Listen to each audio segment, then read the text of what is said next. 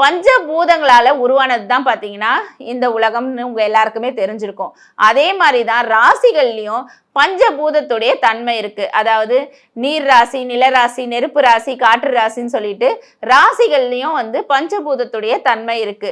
அதுல பாத்தீங்கன்னா இந்த நெருப்பு ராசின்னா இந்த மலைகள் இருக்கு பாருங்க, மலைகள் பக்கத்துல குலதெய்வம் இருக்கும்.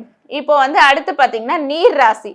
நீர் ராசின்னது இப்போ மீன ராசி, விருச்சக ராசி, கடக ராசி இதெல்லாம் பாத்தீங்கன்னா நீர் ராசிக்காரர்கள். இப்போ நீர் ராசின்றதுனால இப்போ நீர் ராசின்னும் போது ஏதாவது நீர்நிலைகள், அதாவது இந்த ஆறு, குளம் இந்த மாதிரி ஒரு விஷயங்கள் இருக்கிற இடத்துல பாத்தீங்கன்னா உங்களுடைய குலதெய்வம் இருக்கும். இதெல்லாம் வச்சு பாத்தீங்கன்னா உங்களுடைய கரெக்டா உங்களுக்கு குலதெய்வம் என்ன அப்படின்றத கரெக்டா நம்ம சொல்லலாம். அதே மாதிரி பார்த்தீங்கன்னா இப்போ எந்த இடத்துல இருக்குன்றதுக்கு நம்ம எல்லாமே நம்ம சொல்லிடலாம். இப்போ நான் நிறைய பேருக்கு குலதெய்வம் தெரியல அப்படின்னு சொல்லிட்டு இருக்கவங்களுக்குலாம் நான் குலதெய்வம் கண்டுபிடிச்சி அது சப்போஸ் சொல்லிட்டு தான் இருக்கேன். சப்போஸ் பார்த்தீங்கன்னா எங்களுக்கு ஜாதகமே கிடையாது, நாங்கள் எப்படி குலதெய்வம் கண்டுபிடிக்கிறது? எனக்கு டேட் ஆஃப் பர்த் தெரியாது. டேட் ஆஃப் பர்த் தெரிஞ்சிருந்தாலும் ஒரு சில பேருக்கு டைம் தெரியாது.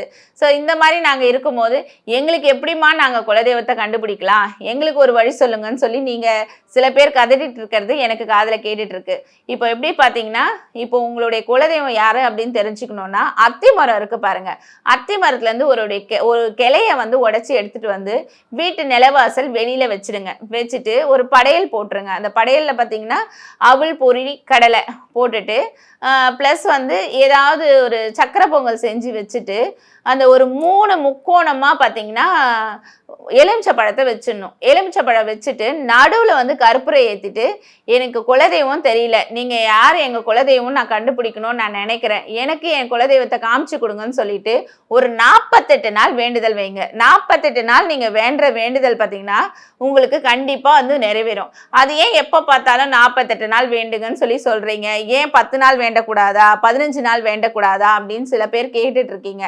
இப்போ பார்த்தீங்கன்னா 27 நட்சத்திரம், 9 நவ கிரகங்கள், 12 ராசிகள், இவங்களுடைய கூட்டுத்தொகை தான் பார்த்தீங்கன்னா 48. அதனால தான் 48 மண்டலம் ஒரு விஷயத்தை நம்ம வேண்டணும்னா கண்டிப்பாக அந்த வேண்டுதல் உங்களுக்கு நிறைவேறும். ஸோ உங்கள் குலதெய்வம் பார்த்தீங்கன்னா உங்களுடைய யார் மூலயமாவது உங்களுக்கு தெரியும். அதாவது ஒன்றே உங்களுடைய ரிலேஷன் மூலயமா தெரிய வரும், இல்லைன்னா யார்கிட்டையாவது இப்போ என்ன மாதிரி ஆளுங்கிட்ட அருள்வாக்கோ இல்லை ஜோதிடமோ கேட்கும் போது நாங்கள் அவங்களுக்கு குலதெய்வம் யாருன்றதை சொல்லி கொடுப்போம்.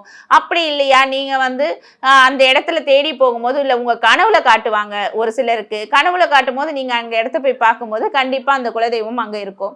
ஸோ இந்த மாதிரி ஒரு விஷயங்கள்லாம் நீங்கள் பார்க்கும்போது உங்கள் குலதெய்வம் யாருன்றது கண்டிப்பாக தெரியும். இதுவும் தெரியல அப்படின்றவங்க என்ன இந்த நம்பருக்கு தொடர்பு கொள்ளுங்க.